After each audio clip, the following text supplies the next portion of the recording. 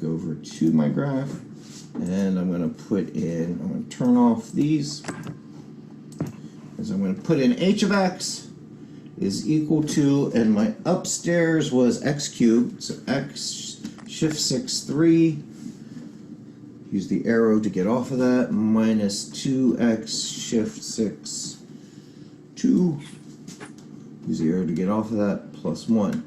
And so there's my polynomial. I'll highlight all of that, and then hit my division, which is the slash, and I'll get x squared, shift 6,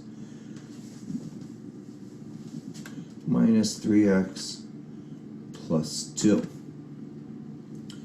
So some unique things happen here. So first off, this function has two distinct parts. There are two parts to this function.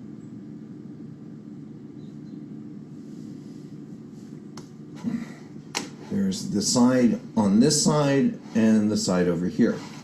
Now, let's look at x equals 2. That was one of the places where this function couldn't exist.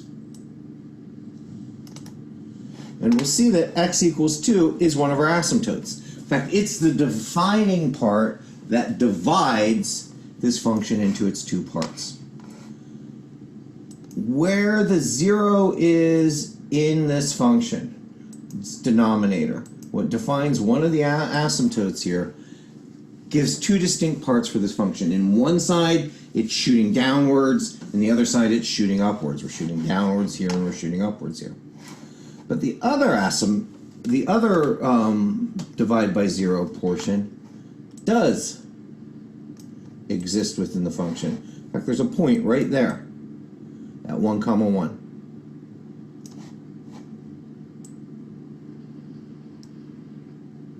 Now, what is it? It's more like 1. Let's see, let's get on this one. Yeah, 1, 1. We're going to say that's a hole in the function. Because we can't divide by 0, the function doesn't exist there. It approaches the value of 1. It gets really close to the value of 1, but it doesn't exist because we can't divide by 0. And if I put 1 in, I get 0. And so I can't, for the denominator, so I can't exist here. But for some reason, it doesn't affect the graph of the function.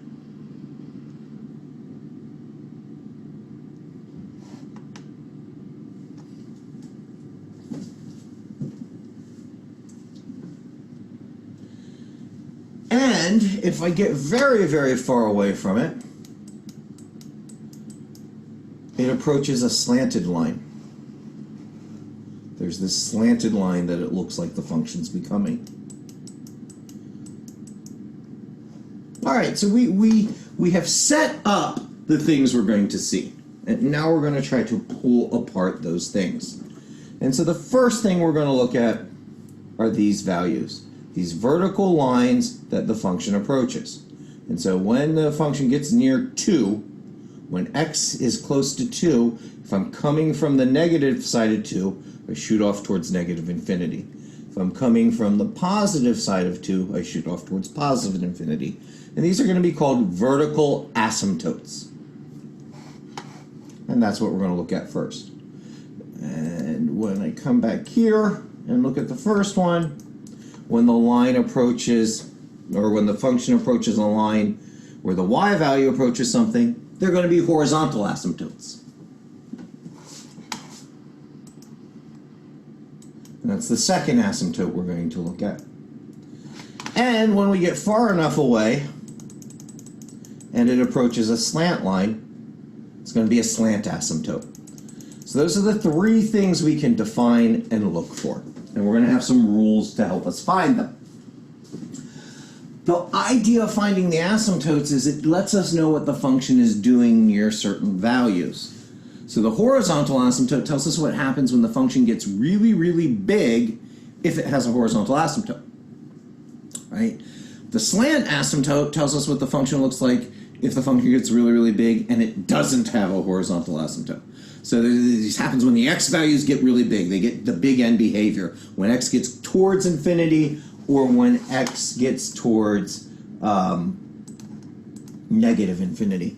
And so this big N behavior comes up, is either going to be a horizontal asymptote or a slant asymptote. The vertical asymptote tells you what the function does when you get close to dividing by 0. And those are the things we're going to look at. Is what happens when our function gets close to dividing by 0, and what happens when our values of x get really big, either in positive infinity or negative infinity. And so the first thing we're going to look at is going to be vertical asymptotes. And they make me happy, so I'm going to put a happy color in for me, which is blue. I am really sorry about the screen switching there. I am working on trying to make that smooth. Alright, so we have vertical asymptotes. And I'll underline that. Alright, so a vertical asymptote is some line where x has a k value. It's x equals. And if the value of x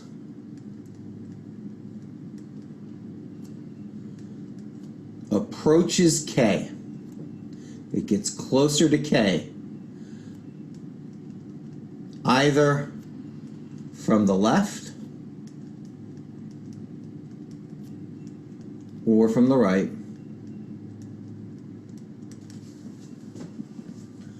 then the value of the function as we get closer to k either goes off towards infinity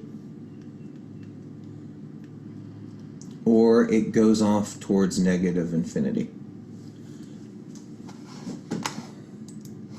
And I'm going to jump back to the graph here to show that. And I'm going to use, I need a good vertical. I'm going to use this function here, this one that we do have up. And I'm going to put in my vertical asymptote.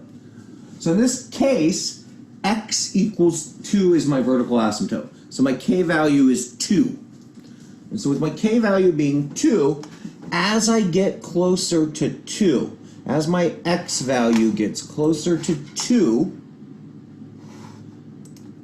this function is going off towards negative infinity from the negative side. Now, it doesn't always line up, the signs don't always match. That depends on what values we have in the function. But we're going to look at those values and see what they can do.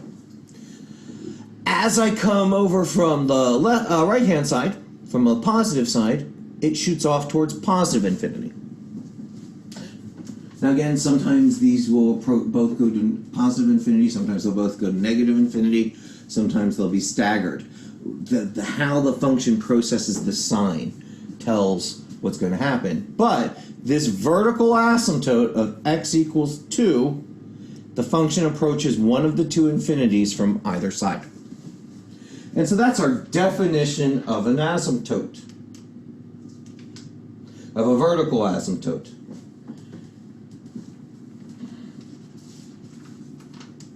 Well, let's find our vertical asymptote.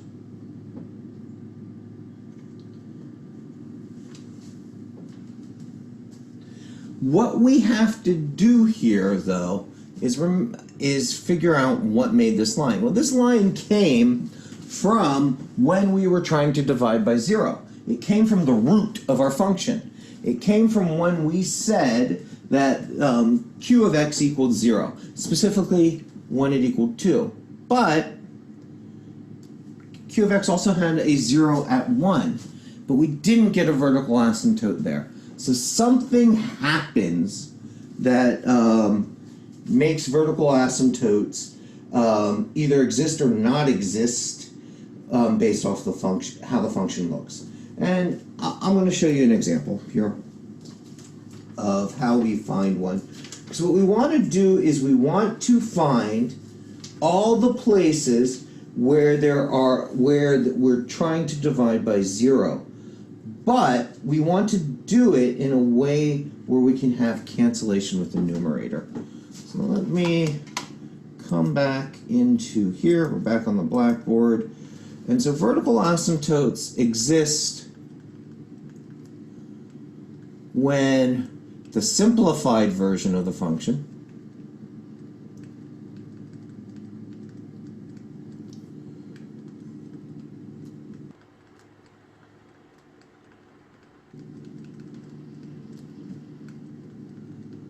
tries to divide by 0.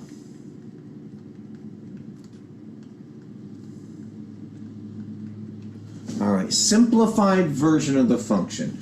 Well, when we talked about fractions, and we had 3 over 6, and in simplified form, it's 1/2, we can have functions that the roots have a simplified form. And so let's see here. I want to find one where I can, yeah, here we go. So let us look at, as an example, to help us illustrate this, go to bright pink. I'm going to have h of t. I'm going to throw in a t variable here. Why not? We need to get used to using different variables. T squared minus 1 over t plus 1. So this meets our criteria for a rational function. And t plus 1 can't equal 0, or t can't equal -1. So my domain has a restriction where x exists in all real numbers, but t exists in all real numbers. I'm just going to scribble a t in there, and t can't equal 1. I would expect this to have a vertical asymptote at t equals -1. So before I do the next step, I'm going to graph this.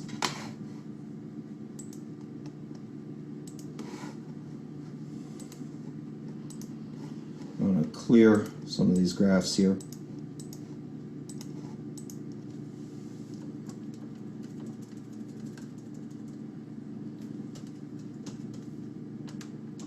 Those.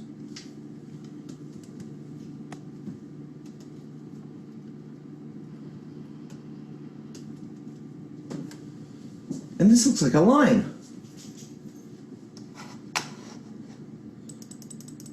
It looks very much like a line. Except I have a hole at t equals -1. I have a hole right here where I can't have a value. See, if I scroll towards it just right, I get that undefined. Desmos is nice like that for me. So, why don't I have a vertical asymptote here? Well, let's try to see if we can simplify this form. Well, I'll put over here in green. When we did 3/6 is equal to 1/2, underneath the hood, we took 3 and 2 times 3, and these two things became a 1. Right? We canceled, if we use that term, factors that were the same on the top and the bottom. There's a chance that we might have factors here, or factors that cancel. So what we want to do is we want to completely factor our numerator and denominator. So in this case, this is a difference of squares. So it's 2 minus 1 times t plus 1 over t plus 1. This factor and this factor cancel, meaning h of t in simplified form behaves as if it's t minus 1, which is linear. The only thing, though, because the original function had a denominator of t plus 1, I can use this as the simplified form of h of t, but I have to remember that t cannot equal -1. I can't throw -1 in this and get a -2. It ain't going to happen. Because the original function would be dividing by 0 if I did that. And so vertical asymptotes exist wherever we would divide by 0 in the simplified form of the rational fraction, the rational function. Right? So we factor the numerator, we factor the denominator, and we remove like factors on the top and bottom. That gives us the simplified version of the function. It's how the function is behaving, but we still have our domain restrictions coming from the rational function.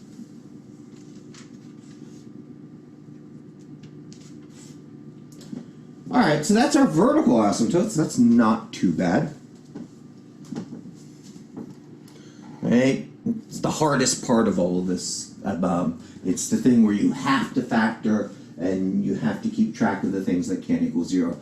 The horizontal asymptotes are a set of rules. And those rules happen because of how the function is behaving as it gets closer to 0. Or not 0, as dividing, as parts of it get bigger. So horizontal asymptotes.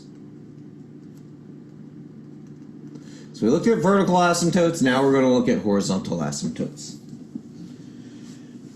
So a horizontal asymptote is y equals some value b.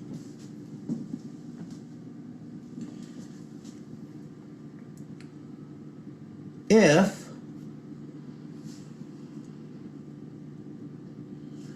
for f as x approaches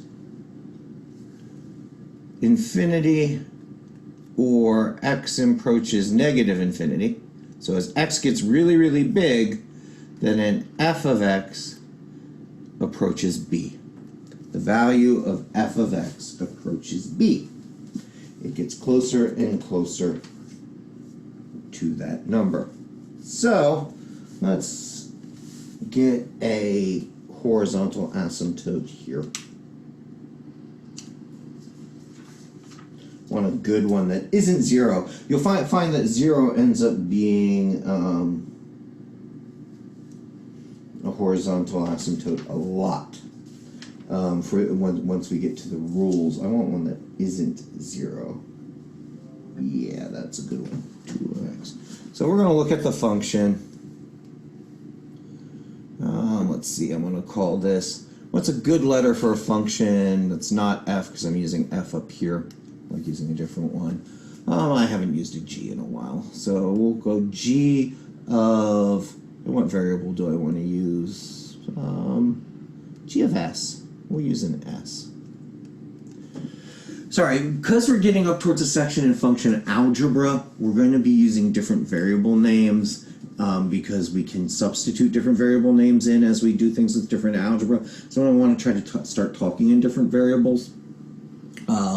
We should recognize that this is a function and the independent variable is s. It shouldn't change what's happening.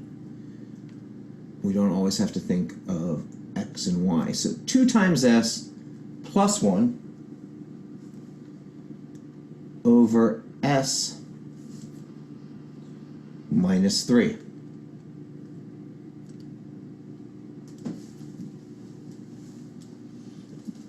Well, if we think about our domain, s minus 3 can't equal 0, so s can't equal 3.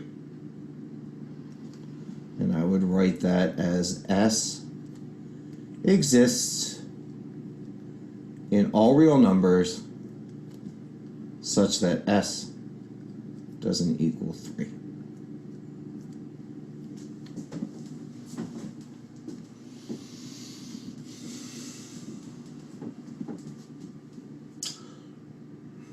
All right, so this doesn't factor and nothing cancels. So I'm going to have a vertical asymptote for sure. But I want to see what my horizontal asymptote is. Is there a value of b that this function is approaching? Well, let's graph this.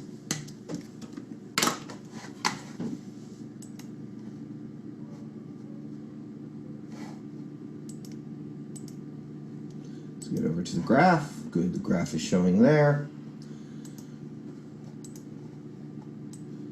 So I have g of s, where I have 2s plus 1 all over s minus 3. Alright, so I'm going to put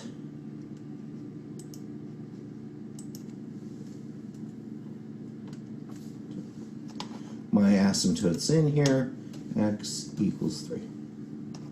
Do this in, I think, purple and dotted. Alright, so we know from what we did before there's a horizontal asymptote at x equals 3. Or s equals 3, my bad. Yeah, it doesn't let me do it that way.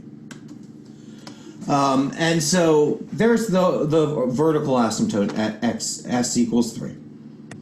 But the function itself approaches the value of 2. See that? As this gets really big, it starts approaching the number 2 from both sides. And so our job's going to be, how do we find that that's 2? But that's our difference between our horizontal and vertical asymptotes. So let me come back to these rules here.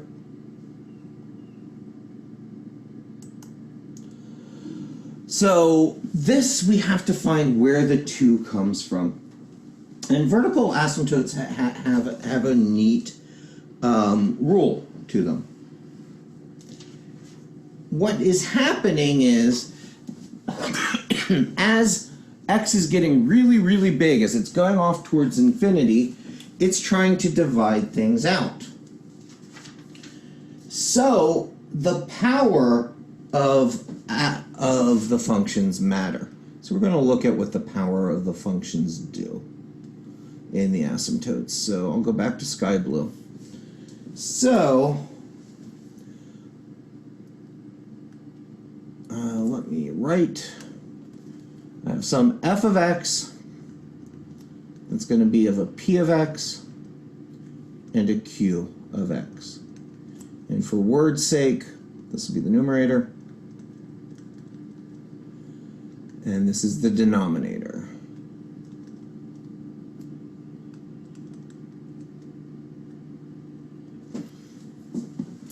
So, if the degree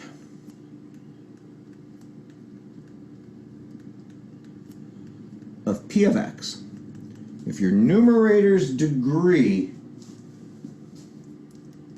is less than the degree of q of x,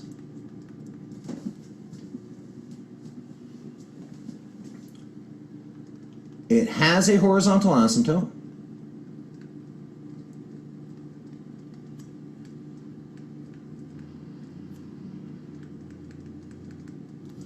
and that asymptote is y equals 0. Always! So what does that look like? Give you a function here. H of x. If I have x plus 1, and I'll do 10x plus 1 over 5x cubed minus x squared plus 3.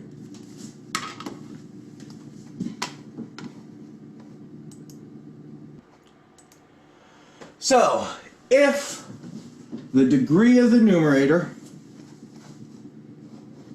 is less than the degree of the denominator, it has a horizontal asymptote, y equals 0. And so we're going to look at this function here.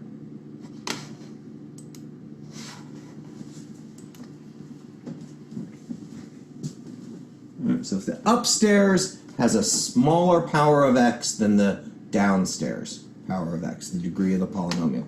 Let's graph that. All right.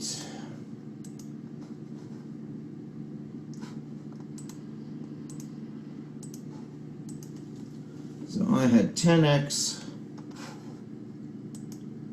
plus 1, 10x plus 1 all over 5x cubed minus x squared plus 3.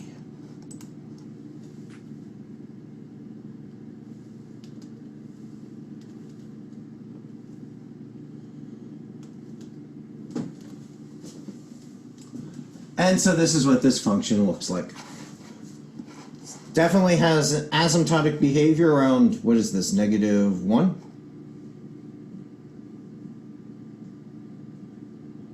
Or got an asymptote somewhere here on a fractional value, a vertical one, but we're worried about the horizontal one. And notice, both of these lines are approaching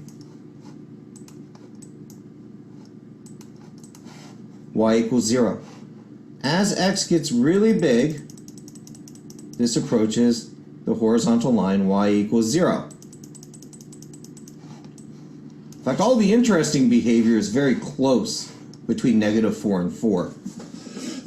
This function is interesting. Outside of -4 and 4, this function gets really, really close to 0. And that's kind of the behavior we're hoping to find here. Is so that, well, you know what, if I'm greater than 4 or less than -4, I'm close enough to 0, right? If this function appears in something you're doing for a model, it kind of helps set you the limits of where this thing does stuff, where in the domain you really need to use the function. Otherwise, you can go, well, just use this value. And so upstairs, I have 10 times x. I could do 4,000 times x. 14,000 times x. And it shoots up, but in the long run, it comes back down to 0. Because this power downstairs grows so much quicker than the power upstairs, it eventually divides it all down so that it's close to 0. And so the long-term behavior of this thing is to get towards 0 because the power downstairs. In fact, the way I always taught it was you just look at the leading powers of x for your polynomial.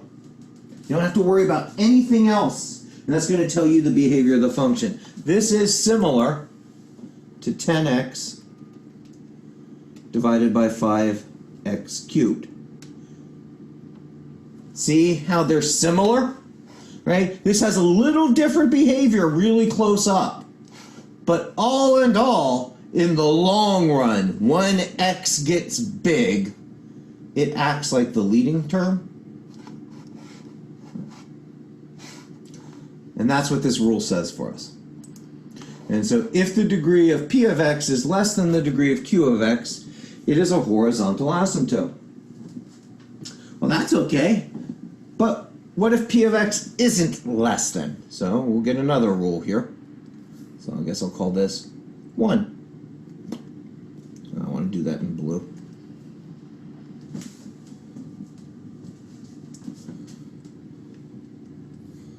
So 2, if the degree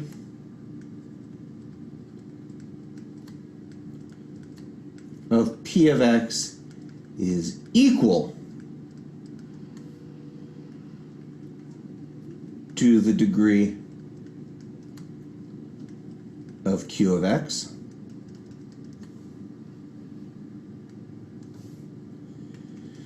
it has a horizontal asymptote. Yay! I know you're cheering for that in the background. Let's get this over. Okay, it's doing it again on me. It has a horizontal asymptote. So if the degree of p of x is equal to the degree of q of x, it has a horizontal asymptote. And y is going to equal the leading coefficient, so we'll say a sub n of the upstairs, and we'll call the coefficients downstairs b sub n.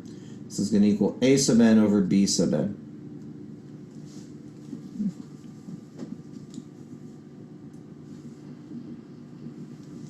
So you take the leading coefficients.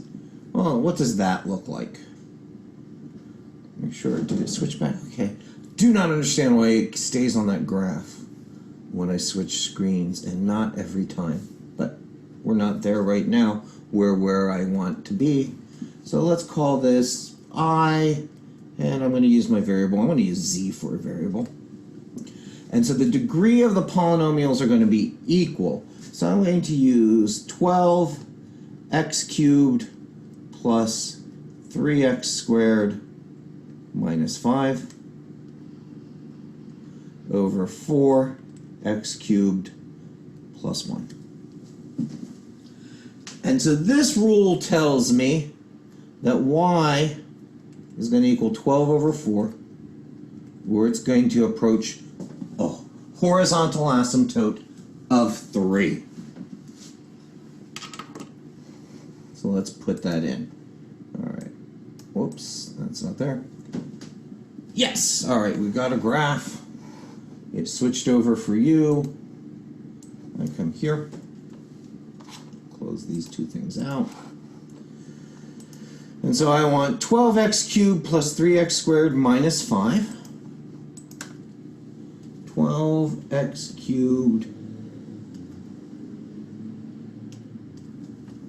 3x squared minus 5, I think. Oh, it's a plus, so I'll put a plus in here. Sorry about that. This is a plus. I'm going to select all of this. Whoops.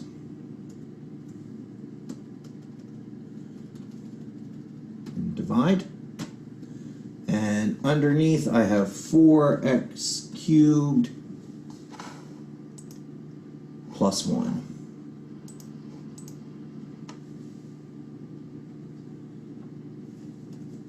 And I said that my horizontal asymptote was going to be at 3. And there it is. I have a horizontal asymptote as 3. When I'm really close in, these have a curved feature to them. But as I zoom out, the behavior of the function approaches it such that the values are reaching towards 3.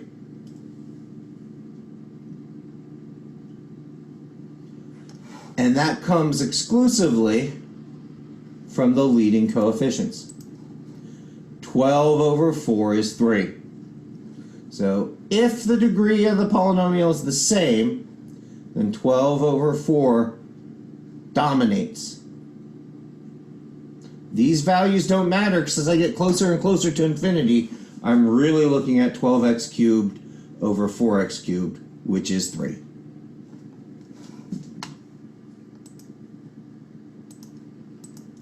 Well, I had if the degree of the numerator is less than, and I had if the degree of the numerator is equal, so I have one more rule. We'll put number 3 down here. And I hope you're seeing this. Yes, it switched this time. If it switches back on me, I'm going to cry.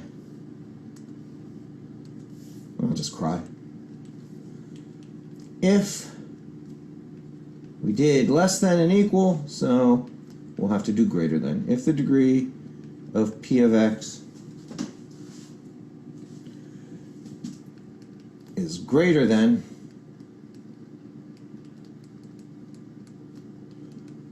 the degree of q of x,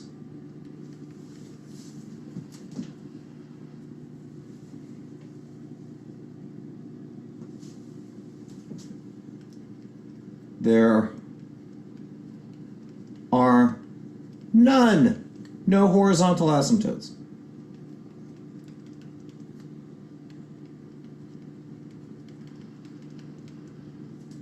Nothing to look for.